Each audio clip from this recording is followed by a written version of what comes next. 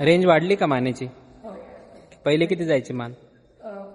जास्त नव्हती ते, हा पण मग नंतर झालं क्लिअर झाली. बरोबर. मानेला हात लावला का सरांनी? नाही. नाही ना, दुसरीकडेच कुठेतरी पायाजवळ केला.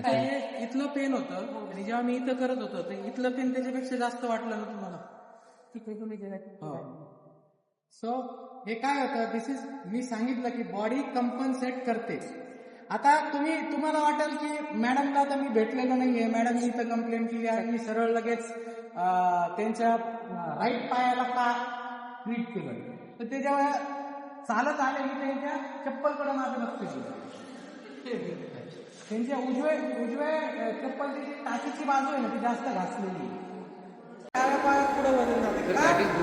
हे न्यूटन्स लॉ ऑफ ग्रॅव्हिटी ते मेंटेन करण्यासाठी. तर त्याचं कारण काय होत आहे, मग त्यांचं टोटल बॉडी वेट जे, सो सर तुमचं टोटल बॉडी वेट किती होतं? 58. सो 60% वेट जे आहे त्यांचं डाव्या पायावर जातं. मशीन का घ्यावं लागतं? म्हणजे आम्ही स्टडी केल्यावर आम्हाला तर कळतं.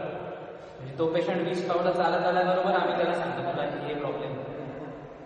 तर डॉक्टर तुम्हाला कसं काय कळतं? मी डॉक्टर नाही ना म्हणून मला कळतं. डॉक्टर म्हणजे एजंट ना, त्याला तेवढंच शिकवले ना की जनरल प्रॅक्टिशनर पासून ते सर्जन पर्यंत तुम्हाला कसं घ्यायचं, तुमचं ग्रॅज्युएशन पोस्ट ग्रॅज्युएशन कसं कम्प्लीट करायचं, तर याचा प्रोटोकॉल त्यांना 6 पैकी शिकवला जातो.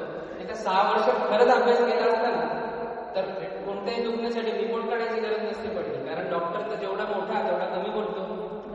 मग त्याच्यापेक्षा चांगला रिपोर्ट तर ChatGPT सांगते आपल्याला. तुम्ही रिपोर्ट टाका, ते एक्सप्लेन पण करता आणि त्याच्याने तुम्ही बरे कसे व्हाल त्यासाठी तुम्ही काय केलं पाहिजे ते स्वतः सांगा. तर यांना सगळं त्याच्यात बांधलेलं आहे. तर बरेचसे डॉक्टर आहेत ना की ते स्वतः सर्जरी